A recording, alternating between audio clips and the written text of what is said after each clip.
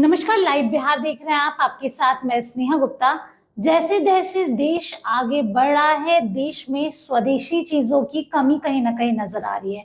लेकिन आज हम आपको एक ऐसे शख्स से मिलाना चाहते हैं और जानकारी भी देना चाहते हैं जो स्वदेशी चीजों को आगे बढ़ा रहे हैं और साथ में देश की जनता को स्वदेशी की परिभाषा बता रहे हैं। आपको बता दें कि हमारे साथ स्वदेशी जागरण मंच के क्षेत्रीय संगठन मंत्री अजय जी हैं। सीधे इनसे जुड़ेंगे। सबसे पहले तो बहुत शुक्रिया बात करने के लिए।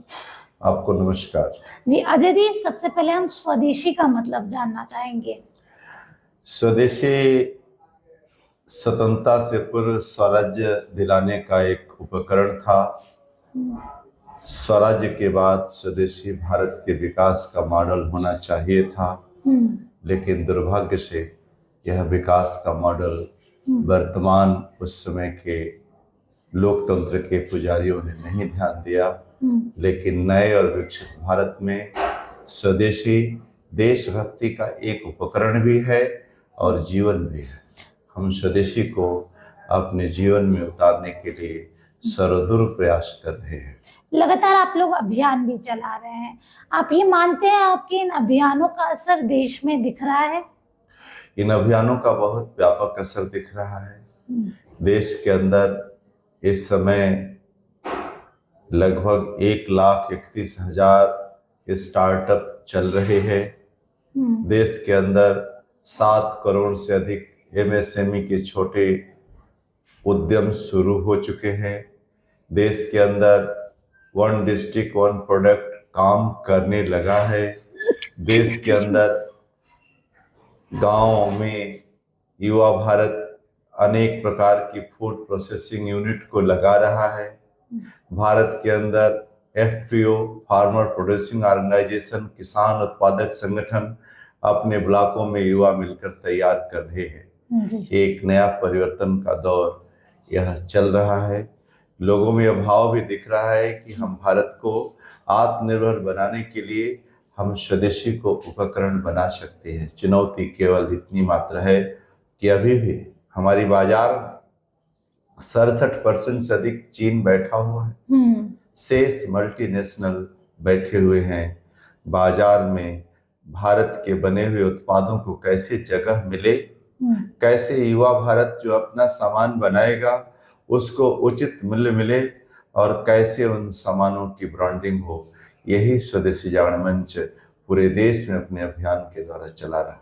अजय जी, लेकिन बड़ा सवाल ये भी है कि जैसा आपने बताया कि हमारे देश के मार्केट में अन्य देशों के प्रोडक्ट्स इस्तेमाल किए जा रहे हैं। हमारे युवा को भी इंस्टेंट सब चीज चाहिए, तुरंत, ज्यादा समय नहीं चाहिए, तुरंत 2 मिनट का मैगी जैसे बनता है उसी तरीके से उनको सारी चीजें भी चाहिए।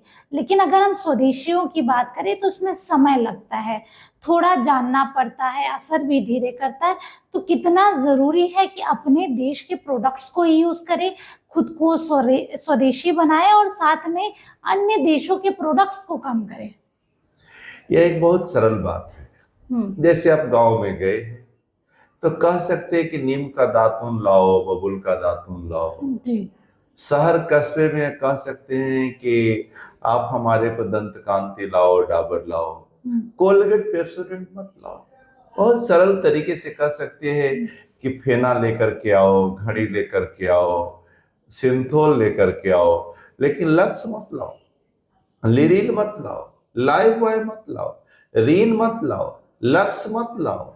इस प्रकार से अभ्यास जीवन में डालने के लिए स्वदेशी जागरण मंच यह जन जागरण का अभियान चलाता है और कहता है कि हर घर में जाकर इस बात का अभ्यास हो कि घर के नागरिक अपने घर में उपयोग होने वाली वस्तुओं की सूची बनाए। वो क्या कहीं गलती से हाथ का रक्षा सूत्र चीन का तो नहीं, जो गणेश जी जो आए हैं लक्ष्मी कहीं चीन का तो नहीं, कहीं हमारे घर के अंदर ताला वह चीन का तो नहीं जी, कहीं हमारे घर के अंदर बस्ता चीन का तो नहीं, कहीं साइकिल चीन का तो नहीं, कहीं खेत में किसान का त्रिपाल चीन का तो नहीं और कहीं पाइप चीन का तो नहीं। यही बताने का काम स्वदेशी जागरण मंच कर रहा है। सबसे बड़ा सवाल, एक आखिरी सवाल आपसे पूछूंगी कि यंग जनरेशन जो युवा है वो तो विदेशी चीज़ों के पीछे ज़्यादा भागते हैं। हर चीज़, चाहे मोबाइल हो या फिर किसी भी प्रोडक्ट्स की बात करें, उनका जागरूक होना क्यों ज़रूरी? क्योंकि युवा है, देश का भविष्य है। अगर वो अच्छी सलाह देंगे तो आगे आने वाली जनरेशन को भी एक अच्छा माइंडसेट मिलेगा, अच्छा भविष्य मिलेगा। मैं समझ पा रहा हूँ कि भारत एक ऐसा देश है जो हमेशा सनातन की तरफ देखता है। जी।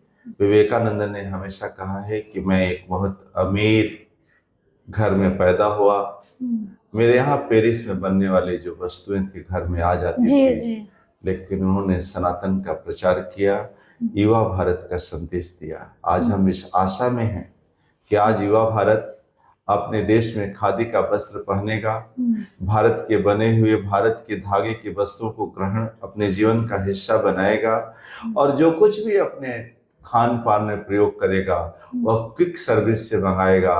वह तो अच्छा है, लेकिन क्विक सर्विस से जो मंगाएगा वह पिज्जा, बर्गर, मैकडोनाल्ड नहीं होगा, वह लिट्टी चोखा भी होगा, वह लस्सी भी होगा, वह सत्तू की भी लस्सी होगी, दही की भी लस्सी होगी, वह हो सकता है श्रीफल का शरबत भी पिएगा। ऐसे वातावरण बनाने के लिए हम पूरे देश के अंदर अभियान को चला रहे हैं। विशेष तौर से बिहार के अंदर इस पूरे अभियान को चलाने के लिए, गति देने के लिए, एक वातावरण बनाने के लिए इसी 29 जून को इस पटना के अंदर विधान परिषद के सभागार से स्वदेशी शंखनाद होने जा रहा है। उस स्वदेशी शंखनाद के द्वारा हम यह संदेश देंगे इन 38 जिलों में। इस शंखनाद के मुख्य अतिथि के रूप में यहाँ के माननीय राज्यपाल आदरणीय आरिफ मोहम्मद खान जी मुख्य अतिथि के रूप में मार्गदर्शन करने वाले हैं। लोकप्रिय उप मुख्यमंत्री आदरणीय सम्राट चौधरी जी हम सभी को स्वदेशी के आंदोलन के रूप में जीवन में आना चाहिए उस पर उद्बोधन करने वाले हैं। ऐसे ही उद्योग मंत्री आदरणीय नीतीश मिश्रा जी हम सभी को उद्योग की नीतियां कितनी सरल, वन विंडो सिस्टम कैसे बिहार में बनेगा, इस पर प्रकाश डालने वाले हैं। राष्ट्रीय स्वयंसेवक संघ के मान्यवर क्षेत्र कार्यवाह डॉक्टर मोहन सिंह जी हमारे जीवन में किस प्रकार से हमारा भोजन, हमारा भजन, हमारी वेशभूषा, हमारे जीवन के हिस्सों में स्वदेशी कैसे शामिल होगा, इसको व्यक्त करने के लिए मंच पर आने वाले हैं। और भारत के राष्ट्र चिंतक, स्वदेशी चिंतक, विचारक आदरणीय अरुण ओझा जी अध्यक्षता करेंगे। उन्होंने स्वदेशी जाण मंच का लगभग 1991 के बाद से मार्गदर्शन किया है। उनकी देखरेख में यह कार्यक्रम आयोजित हो रहा है। मेरी विनम्रता से निवेदन है बिहार के उन सभी जनपदों के लोगों से कि आप स्वदेशी को जीवन का हिस्सा बनाइए और अपने जीवन में अभ्यास डालिए कि स्वभाव से देसी बनिए। कभी शाम का समय आए तो भूजा खाइए और जरूरत पड़ने पर स्वदेशी का उपयोग करिए, और एकदम विकट मजबूरी आ जाए, कोई दवा खरीदनी हो तब विदेशी खरीदिए। इन्हीं संभावनाओं को आगे बढ़ाने के लिए और युवा भारत को संदेश देने के लिए कि आज चुनौती जो हमारे सामने है कि आज हम जॉब सीकर की मानसिकता से गुजर रहे हैं।